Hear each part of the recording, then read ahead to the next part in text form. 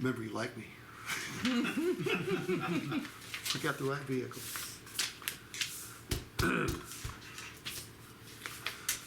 I always go out with the paper folder because I need the customer's attention on me, not the numbers. When you go out like this, what happens? You're not even buying a car. Where do your eyes go? Okay?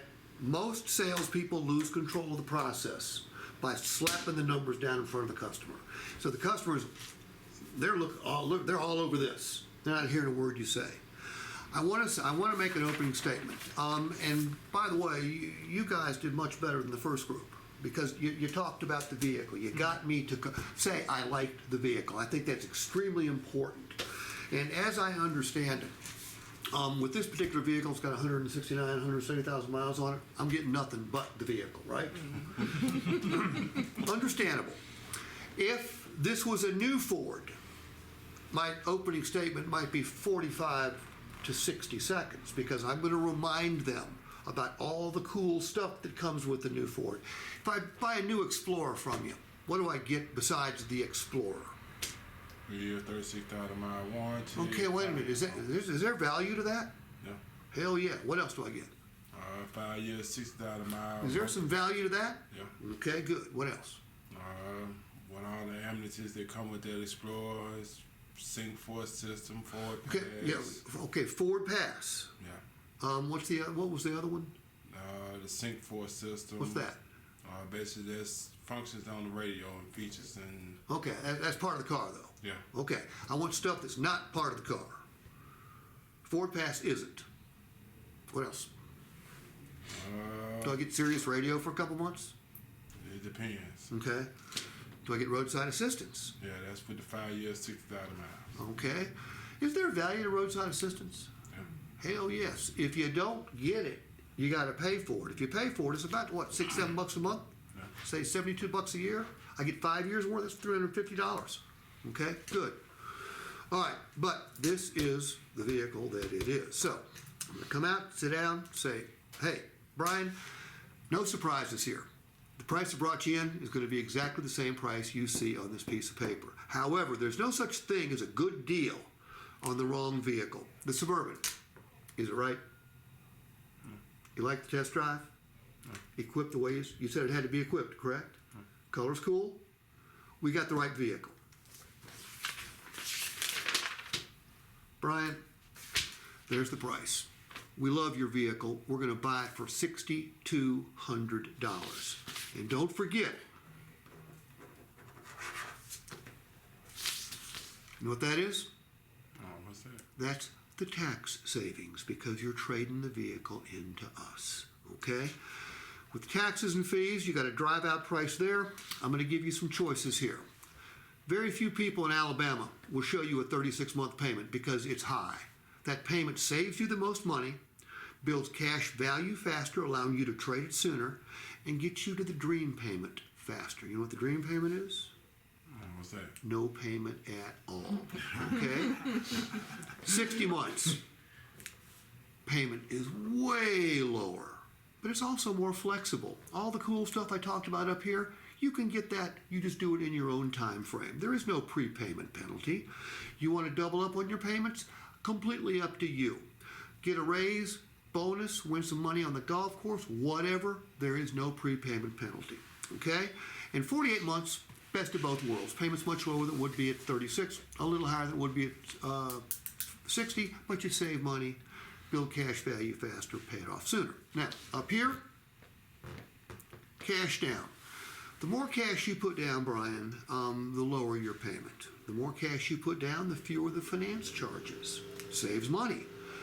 The more cash you put down, the quicker you pay it off and the sooner you can trade. And by the way, the difference here and there is $3,700 you would save by going 36 months. But you tell me, first of all, which cash down works best for you? 5, 7,500, or 10,000? 5. I'm always going to X this out.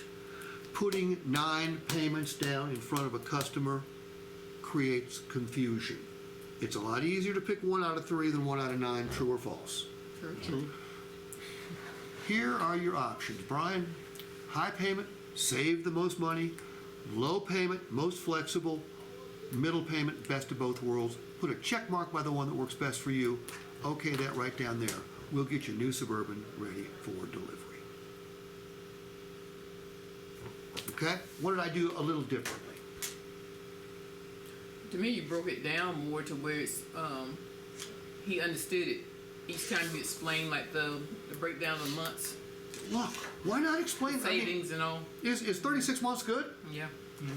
So 60? So's 120 if we had to go out there. I love every term. I'm always going to make every term sound good to the customer because I don't want him going, well, I can't buy a car because I can't go 36 months. I'm under no illusions about moving America back to 36 months. That's not going to happen. But think about this. The difference between this payment and this payment is $3,700 over the term of the loan. You would save $3,700.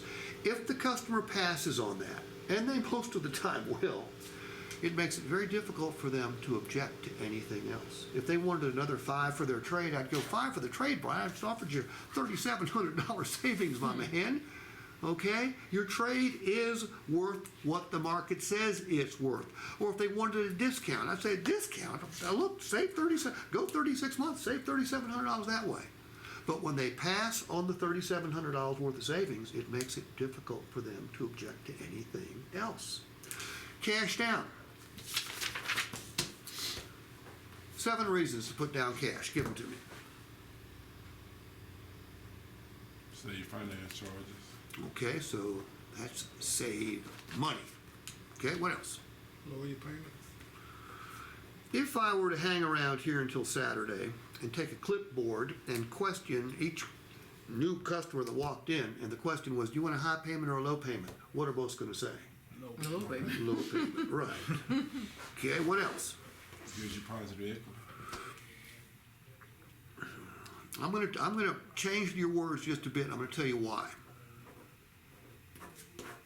I've been watched 15 million times on YouTube. Tens of thousands of comments. Every time I use the word build equity, I get slammed by the buying public because they don't understand the concept of equity in a car. We understand it. There is such a thing. But the buying public, bless their hearts, they don't get our language. They're not even very good at buying cars. Doesn't mean they're stupid, they just don't do it very often.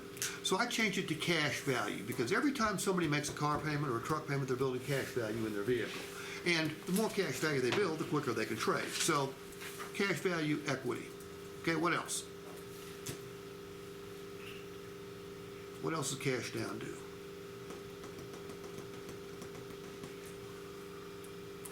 Shorten the term, maybe? It gives them the option to shorten the term. When you shorten the term, guess what? You save money yet again because fewer finance charges. Don't care where you borrow the money from. Borrow it from me, borrow it from Aunt Millie, borrow it from Ford Motor Credit.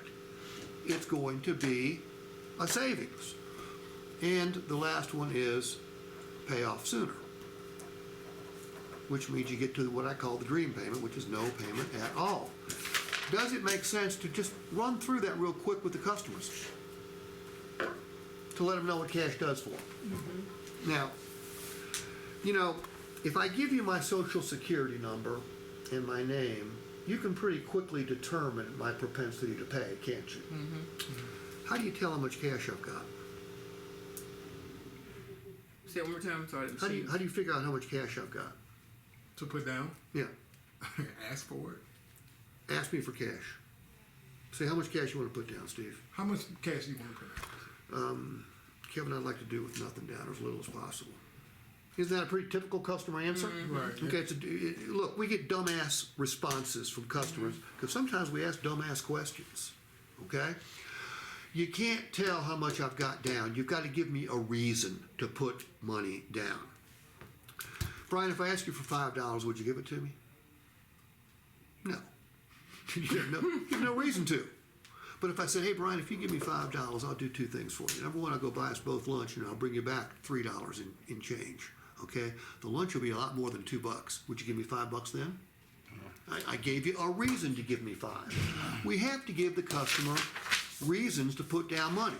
I use something like, how much do you want to pay to help with the taxes? Well, I'll use something like that to count on. That's a secondary close of mine. I'll go through this. First of all, I'll always start them out at 25 to 30%. Okay, this isn't part of what I was going to teach. Okay, but if they're buying a $40,000 vehicle, what I would say would be, hey Jennifer, most people on a vehicle this price range want to put down somewhere between 25 and 30%. In your case, that's about $9,000 to $10,000. Did you have one of those numbers in mind, or another one? Say another one. Another one. Okay. Look, hold on to that number for just a second, okay? Because we're going to do it your way. Make no mistake about that. But could I share with you why people want to put down that kind of money? No. No. Is a customer going to say no? If they want to put down that kind of money? No. If I say, can I share with you why people want to put, what's in it for you if you put down some cash? Yeah. Yeah. So then I'm going to run right through this and then close. Say, look, how close to 9,000 can you come? I'll say something like 3,500. Great. Now, most people don't want to pay taxes and fees. Okay, on this vehicle, that's going to be about another 25. So I'll use it as a bump. Okay, that's how I do it. That's how I use it. But I like the taxes and fees thing. Okay. So over here, how come nobody ever brings up the tax savings and quantifies it for the customer? Is that real money? Yeah. That's real money. You go to California and trade in a car, you know what your tax credit is? What? Nothing. Go to Virginia, you know what it is? Nothing. So it's a good number. And if you'll notice, I only highlighted two numbers here. What we're going to buy their vehicle for and the tax credit. If there was a discount on here, I would have highlighted it. If there was a rebate, I would have highlighted it. I only highlight the positive numbers. And I don't go line by line by line by line by line. If the customer stops me and wants to know what the doc fee is, I'll tell them. But I'm not going to point out the numbers. I don't think any of you did that either, though. This morning, who was it? Somebody went line by line, and then our doc fee, because we're going to get this, was $8.99. I'm going, oh my God. Definitely a turn off. Like, okay, I don't want to get the car. No shit. All right, so that's, again, there's more than one way to do this business correctly. Okay, anything that you guys do right now that works, don't let anybody stop you from doing it. Okay, as long as it's legal and moral. But does it make sense to isolate the columns to one column as opposed to 9? Yeah. Does it make sense to, let them know what the advantages of each term might be? Does it make sense to talk about the benefits of cash down? Okay? And does it make sense to highlight only the positive numbers and certainly break out the, now how did I come up with $256? You know how to calculate the tax savings? No, sir. I'm ready for you to show me. Okay, do you know how? Mike showed us one time, but I don't remember. Okay, it's incredibly simple.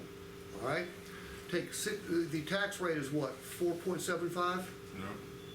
Multiply whatever you're buying their vehicle for times 4.75%, and that will give you the tax savings. A lot of desking. So what desking system is this? Is this E-Leads? Yeah, E-Leads will calculate it for you. Your sales managers just aren't hitting the right buttons. It will calculate the tax savings for you and print it out right here. Well, they do it sometimes. On some of the sheets, it shows down at the bottom. It's just the way this was printed out when they the same. Okay, I mean, as a matter of routine, are you taking these docs out with the tax savings in a spot right down here? Yeah, it just depends. Like you said, sometimes they'll do it, they have them out there where we can. I'll point it out if I need to. Sometimes I don't have to go into it because it just depends on how the customers. Yeah, you wouldn't need to if you're working with someone who, maybe a subprime customer where they were lucky to get bought, Right. okay? Yeah. But if you're working with a prime customer, anytime there's a positive number, you should show it to them, Yeah, I agree. okay?